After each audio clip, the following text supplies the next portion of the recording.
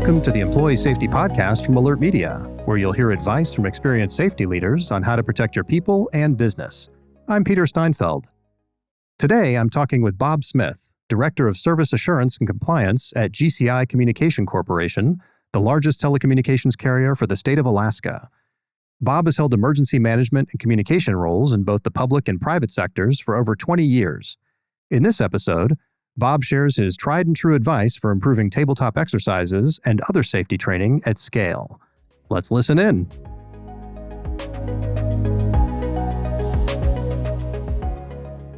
Hey, Bob, thanks for being here. Hi, Peter. Thanks. Appreciate it. Well, I'm eager to hear your take on how organizations can improve emergency preparedness. So, for starters, can you give us an overview of the scope and scale of the training and exercises that you've led in your career? Yeah, I've actually been pretty fortunate over the years. I've had the opportunity to develop and coordinate exercises for some pretty high-profile events, the Olympics, the World Cup, the Super Bowl. I actually got my start about 25 years ago now working for a county government agency in West Virginia. We were the County Emergency Management Agency and the County 911 Center. And so I've actually managed to keep one foot in emergency management and one foot in emergency communications all along for the last 20-some years. I've worked at the local level, state, federal, and even internationally. I was the county director in Florida, and shortly after Hurricane Irma, I decided to take the leap from the government world to corporate America. And that led to me being the director of crisis management, training, and exercises for a Fortune 500 company.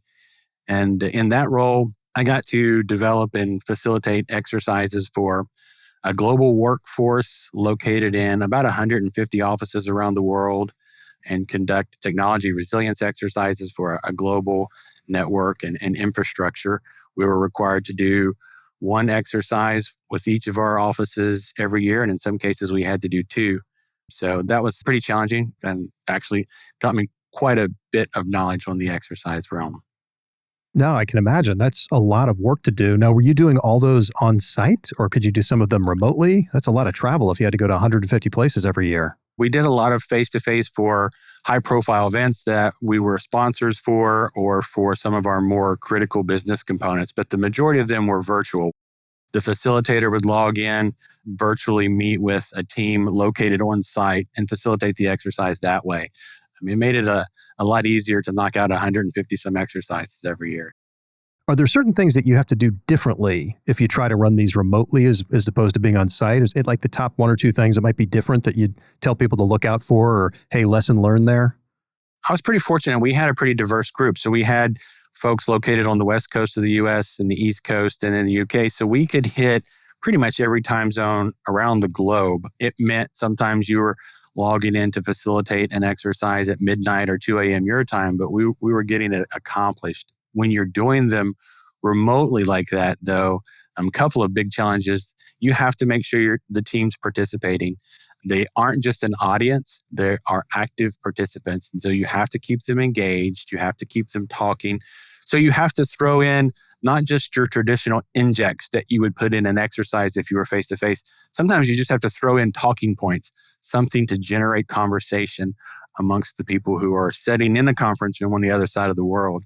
And obviously, anytime you're dealing with multiple offices in multiple countries around the world, you have some language barriers, some nuances, vernacular that you have to be aware of ahead of time. That you need to watch how you say things and when you say it, just to make sure that you're coordinating across cultural barriers, if there are any, and that kind of thing. So a couple of extra little things that you don't necessarily need to deal with if you're in person.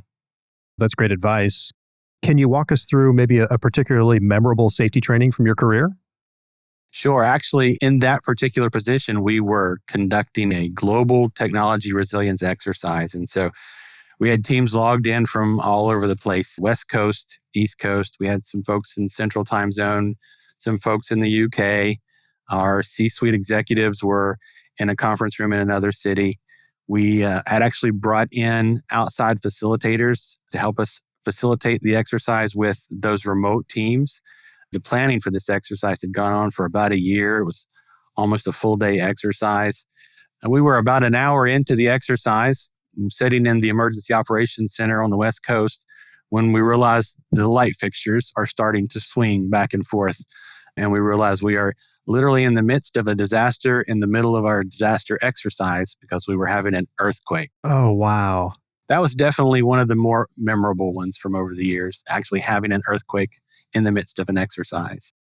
That's crazy. Did you actually have to shift into response mode, or was it not that bad of an earthquake? It's interesting. One of the things we learned out of that exercise was you have to have somebody that can step away. Whether you're doing a tabletop or a full scale exercise, you always do some level of planning that says, in the event there's a real world incident while this exercise is taking place, this is what we'll say. This is the announcement we'll make so the participants know this is not part of our exercise. This is real world. Unfortunately, too often, whether it's a business or a government agency, that's where the planning for that scenario typically ends. So what we had to learn was you need to have one person who can step away from the exercise. You don't need to stop your exercise. Sometimes one or two people can handle whatever it is. You just need somebody that can step away and assess. In this case, again, it was a large scale exercise, global audience in the planning stages for about a year.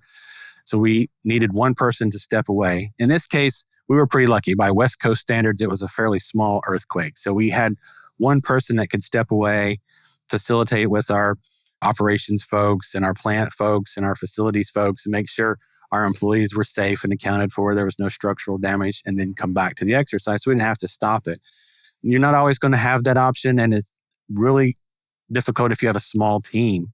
Small teams, each person on the team may have a very specific role that's critical to the exercise, and pulling one person out of the mix can actually cause the whole exercise to crumble. So we learned to have that one person who could step away if something did pop up. It's actually kind of a good thing if someone that's crucial to your testing of your response actually steps away, because what if they're incapacitated when whatever really happens? So it can the extra wrench in the works can actually help you think of maybe new things you need to think about. Absolutely. That continuity is important. So sometimes that's a good thing to build into an exercise scenario. Take out one critical person, the person that owns that piece of the business. They're stuck on the metro and it's shut down because the power's out. So how do you handle that? Now, before you talked about some of the challenges that come along with doing remote exercises. When you do an exercise like the size you just described, there's obviously challenges with that as well. Are there the top lessons learned you had from holding such a big exercise that you could maybe share with the team to make it go off better for them if they try to do it themselves? One of the biggest ones, I'm a firm believer that an exercise does not need to be overly long or overly complex to be valuable.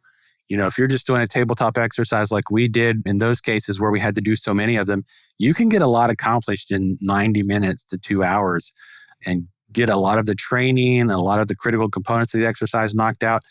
But you have to make sure people are actively engaged. Again, throwing out discussion points, getting them talking amongst themselves, even if they aren't talking to you, having them talk to each other is important. One of the things that we knew early on was that was going to be a challenge. So we took the time, if we had a large group assembled in a conference room somewhere, we sent someone there to be in that room, really just to be an extension of the overall facilitation for the exercise, to make sure things were going the way they were supposed to.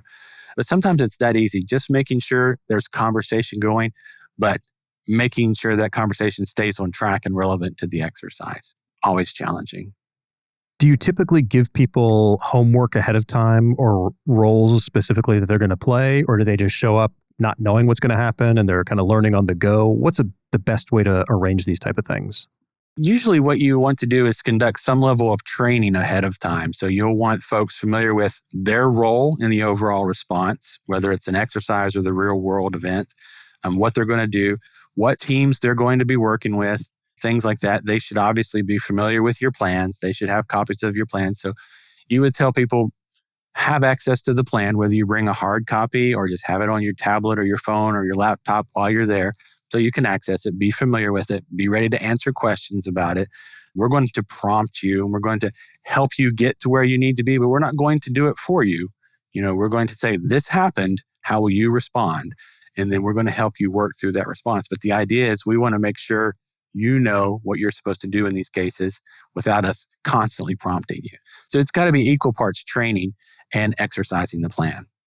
Well, earlier you did mention earthquakes, and it just reminded me that global organizations experienced them in both Taiwan and the New York, New Jersey area back in April of 2024. So it's really top of mind for a lot of businesses now.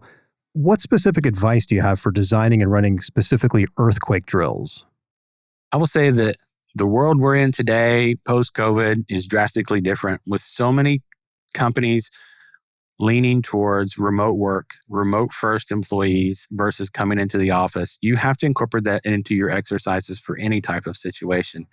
Exercises that involve earthquakes are especially relevant because they're going to be large scale, spread out. And if you've got folks working from home, they're going to be impacted. So I would say don't focus your planning, your exercises on just your headquarters or your key infrastructure. Make sure you're incorporating those folks that are sitting at home doing the critical business of your company. If you've got 100 employees working remotely that are running the most critical pieces of your network, make sure that's incorporated in your exercises. You should be treating that as 100 satellite offices of your company and make sure that you've got the planning in place to take care of each one of those pieces, just like you would your headquarters or your key infrastructure, because any one of them could potentially go offline in an earthquake situation or any type of disaster. And it's going to impact your company just as much as if your headquarters was impacted. So making sure that you've got those folks trained on what they're supposed to do. Do they know at what point do they need to throw a flag and say, hey, I need my workload to be lifted and shifted to somebody else? I can't continue to do it, or I need this in order to continue what I'm doing. Make sure they're involved in the planning and make sure they're involved in the exercises. I like that phrase you just used, lift and shift. I'm totally going to Lift steal and that. shift. That's really good. Now, when you talk about extending like this duty of care to all these satellite workplaces that you didn't have before, there used to be one location. Now you got 100 because you got people performing 100 different activities or crucial in 100 different places. Do you tend to find it's difficult to explain that concept to executives and or get the support that you need to make sure that those folks are fully trained and enabled to do what they need to do in the event of an emergency? It can be challenging, especially getting them trained on the plans and participating in the exercise. In years past, we used to bring everybody together in a conference room and we'd conduct a training session or we'd walk through an exercise. But now you actually have to bring people together virtually to do that same level of effort, which is always a challenge. But I think making sure that, your executives understand the need to plan for that person who may be 100 miles away from the office, but because of what they do and because of the role they play in the company, that we just talked about, that lack of continuity, if that one person is taken out of the mix, then it can drastically impact your business. I mean, it can be critical to a company. So you have to learn to treat each one of those employees as their own little entity within the company. Because if you take one piece out of the mix, things can go sideways fast. Now, you do have an impressive background in emergency communication, and that's definitely near and dear to my heart. What communication and response tips do you have for organizations during an earthquake? We always say people, processes, and technology, and people comes first for a reason. Your people are your most important component. So I would say reach out to your people. When you have a real world incident occur, reach out to your people, make sure they're okay, make sure they're safe, their homes are safe, their families are safe. Then and only then should you be seeing if they can continue to operate as they do with their day-to-day activities. Do they need anything to continue doing business? But the primary reach out to them is to check on their safety. Are they safe? Are they accounted for? Are their families safe? It was one of the biggest lessons learned out of Hurricane Katrina. We saw that a lot of hardworking, loyal, dedicated employees realized in the midst of a disaster, there was no one taking care of their family, no one there to help their family or their home. And so they walked away. So you want to make sure you're taking care of your folks, that you are accounting for them. You've offered any resources you can. And I would also say, make sure that's not just lip service. If you're going to reach out to an employee and ask them, are they okay and do they need help? Be prepared for them to ask for help. May not be anything you can do for them depending on the situation, but be prepared for that. Do they need someone to take over their workload? Do they need someone to help them put a tarp on their roof? Do they need a hotel room because their house is unlivable?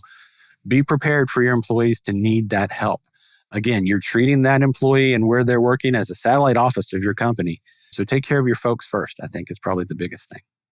Yeah, I think that's huge because if people aren't safe, then they can't be productive for you. So it's a win-win. If you help make sure they're safe, they're going to help make sure the company is safe. And we've had folks on the show before that talk about just thinking about things like If things are really bad, a massive hurricane, be able to make payroll in cash, like literally Absolutely. drive down there, take out cash and start paying people because that's the only thing that they can buy stuff with. The credit card machines don't work.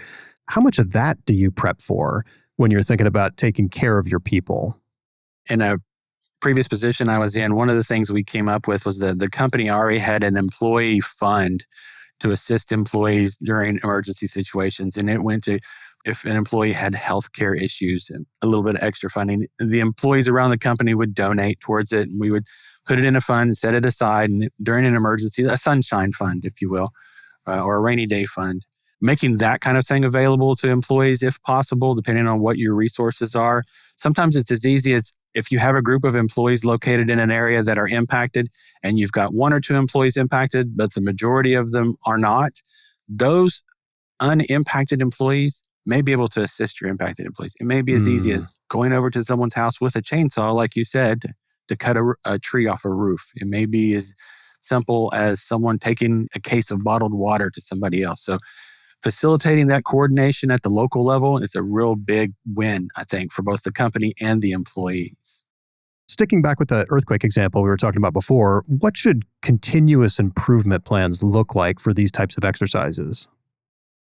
I think you fall back to the basics. You train, you develop your plan, you train on your plan, you test your plan, you conduct your after action debriefing, and then rinse and repeat. It's a constant cycle. Not to show my age here, but back in the days when we used actual paper plans for everything, we used to say, don't let this plan become credenza material. Don't let it Ah, get printed out, put in a binder, thrown on somebody's credenza in the office, and never looked at again until it's time to update it. I spent about 14 years as a firefighter and an EMT, and we used to say, on the scene of an incident is not when you should be exchanging business cards. You should have relationships established ahead of time. And it's the same in emergency preparedness and emergency planning and exercising. When something goes wrong, should not be the first time your employee takes a look at that plan. They should be familiar with it. They should have access to it. They should be trained on it. They should know what their roles are. They should be included as part of the exercises for those plans. Getting them included in those plans, getting them included in the exercises and the training that go with those plans will go a long way to making sure you're successful if something bad happens, or when something bad happens, I should say. right. As far as a ratio is concerned, when you run an exercise, clearly you do it because you want to make sure people are familiar with what to do.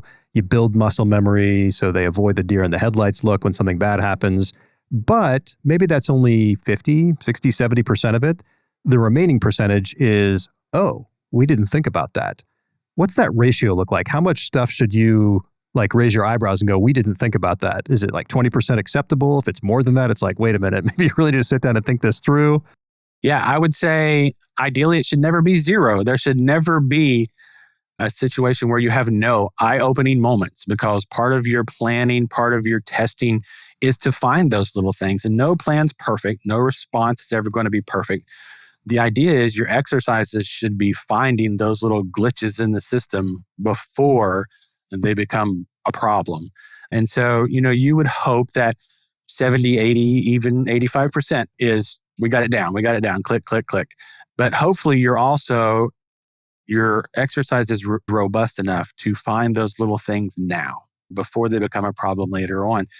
I would also say a big part of that is to gradually increase the complexity of your exercise, starting off with small, just virtual chatting with the different employees to get them aware of, have them go through the training, then do a small scale exercise, then throw one more component in, make it a little more complicated. Again, not making it overly complex to the point of absolute failure, but each time making it just a little bit more complex, a little bit more work for the employees. So you're constantly honing that edge.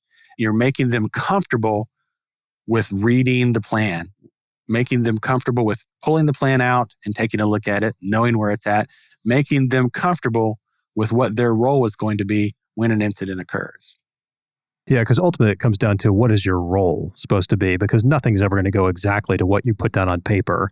But if you're Absolutely. familiar with your role and what you're supposed to do, and you have a general idea of where you are and where you need to get, and you've got experience with the organization, you should be able to figure out a path from A to B. And that's what you want to do, is make people feel get comfortable feeling uncomfortable. So then they jump into action and get from point A to B with limited information.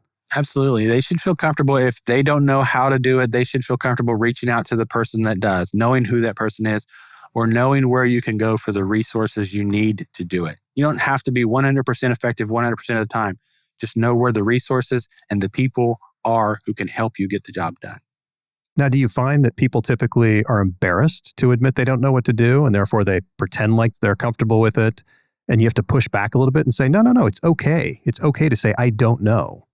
It is. It's important to emphasize that not knowing is the reason you're having the exercise in the first place. People tend to think of training and exercising as two different things, and they really aren't. At the end of the day, an exercise is just part of training. You're learning, you're doing, you're stepping through the process. You are not, if you're a business leader within a company, if you're not part of the crisis management or the business continuity or the emergency management team, it's not your job to know how to do all of the pieces. It's your job to know your piece. But at the same time, you have a day job. So there's not an expectation you're going to remember 100% of it 100% of the time. And that's why you go through the training, why you go through the exercises. You create that muscle memory as much as possible, but at the same time, reminding people where to go to get the resources and the people they need to get the job done. Yeah, that's a really important point. We think about superhero movies, and when things all go bad, it's like one superhero comes in and saves the day. Exactly. That's exactly not how right. this works. It's very much a team effort. It is a team effort. Absolutely. Well, as we start to wrap up here, what's one piece of advice that you want to share with safety leaders about improving their emergency preparedness overall? What are you really passionate about?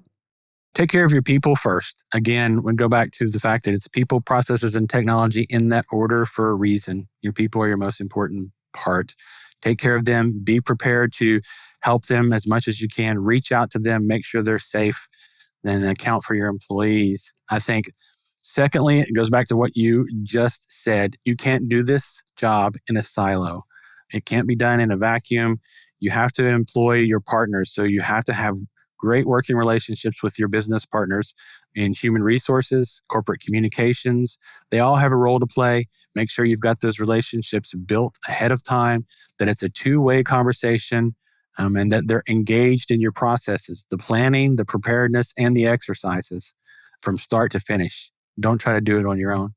And I think probably the biggest one for me will be never stop learning. Continuing education, training, learning, doing is important, not just for you as a professional, but for you as a person as well. It will make you better at your job. It'll make you more effective. It'll benefit the company you work for, but it will also benefit you personally. And there's always things that you learn how to prepare and plan for on the company side that will benefit you at home as well. So never stop learning is probably the biggest one. Well, wise advice indeed. Bob, thank you so much for being on the show. Thank you. I appreciate the opportunity and the invitation. And while you were talking there, I did trademark lift and shift. So you can't use that anymore without paying me. Oh, a day late and a dollar short, right? That's right. Well, thanks again. And to learn more about Bob and his work with GCI Communication, click the links in the show notes. For video highlights from today's episode, just search for Alert Media on YouTube. Don't forget to subscribe, rate, and review the show wherever you get your podcasts. Stay safe out there. Thank you for listening to the Employee Safety Podcast from Alert Media, the industry's most intuitive emergency communication and threat intelligence solution. To learn more about how to protect your people and business during critical events, visit alertmedia.com. Until next time.